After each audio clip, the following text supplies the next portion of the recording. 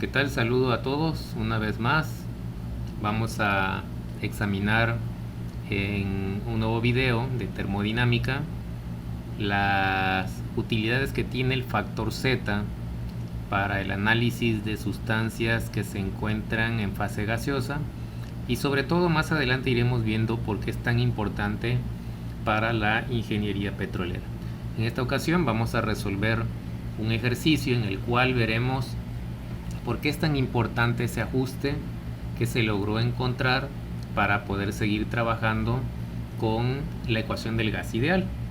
El ejercicio dice lo siguiente: determina el volumen específico del refrigerante 12 a 1 megapascal y 50 grados centígrados utilizando las tablas de vapor, la ecuación del gas ideal y la carta de compresibilidad generalizada.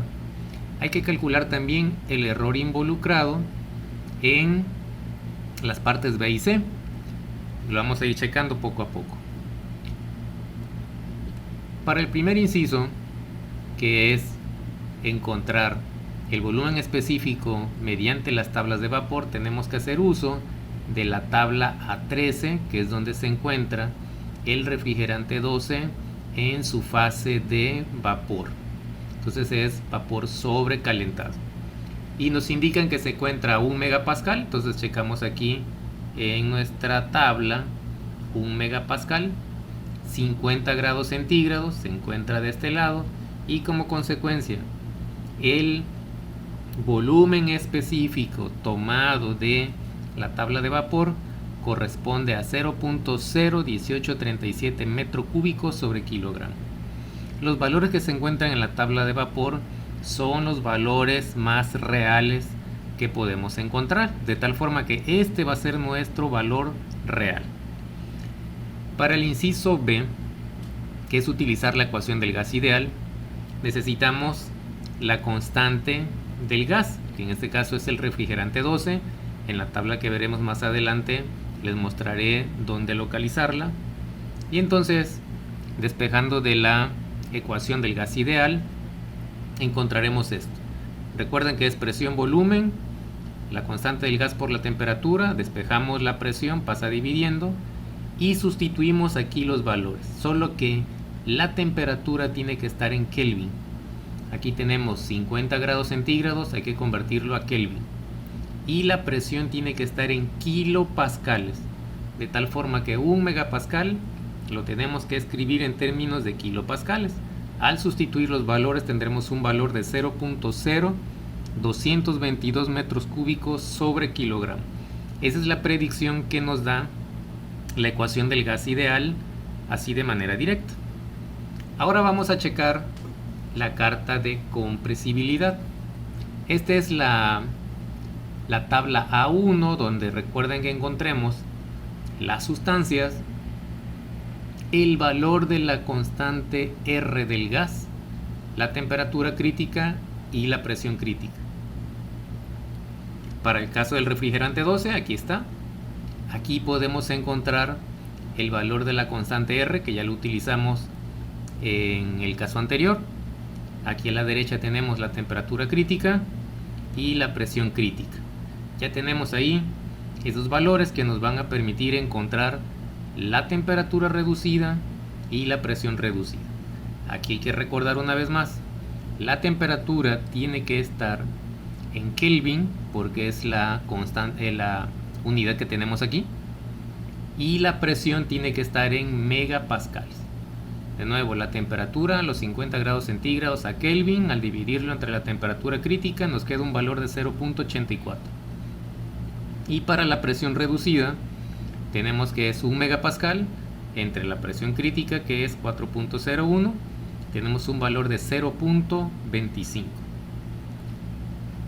Para poder trabajar con esos valores vamos a utilizar la gráfica 2 de nuestra carta compresibilizada. Recuerden que aquí va de 0 hasta 1, nuestra presión reducida es 0.25, la temperatura reducida es 0.84.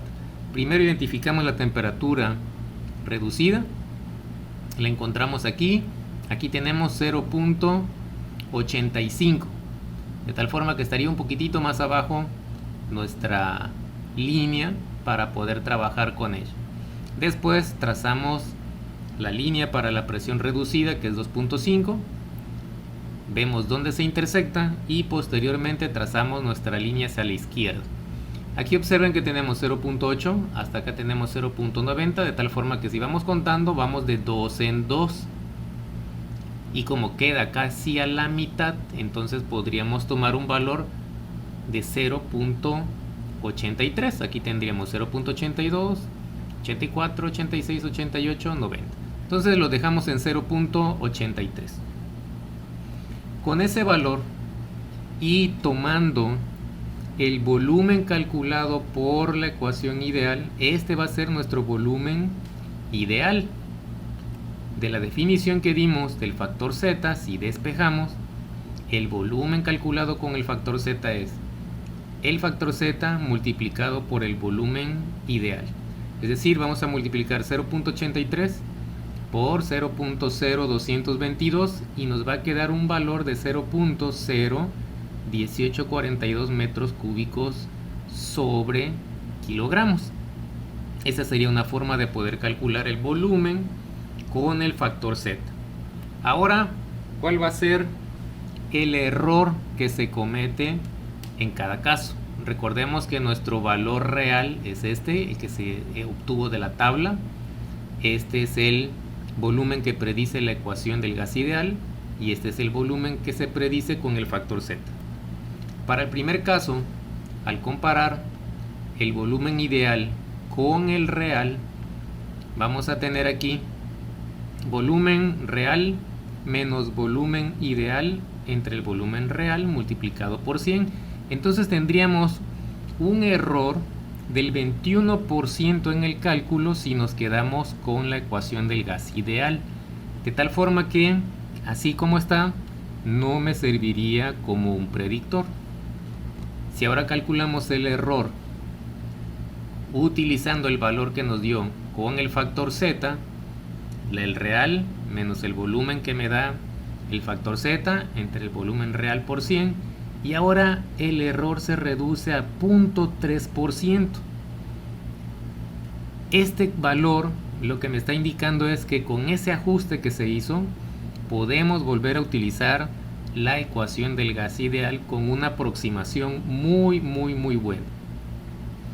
Entonces esta es la forma en la que se procede para poder calcular, en este caso, el volumen de una sustancia utilizando el factor Z. Observemos que es importante que nos demos cuenta de las diferencias en los errores que se cometen. Para casos prácticos, errores mayores al 5%, entonces ya no es una aproximación adecuada, tiene que ser inferior a ese valor para que se pueda considerar como bueno.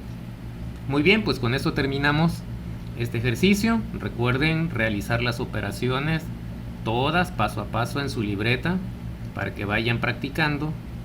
Utilicen las tablas de manera adecuada para que no se vayan a confundir y podrán resolver el ejercicio con mucha facilidad. Para finalizar, nuestra frase del día de hoy: es mejor fracasar con honor que ganar con fraude.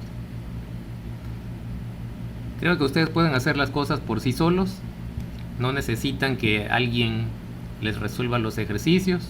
Ustedes pueden hacerlo, no es necesario que intenten hacer algún tipo de trampa porque únicamente se están engañando a ustedes mismos. Esta frase para mí es muy importante.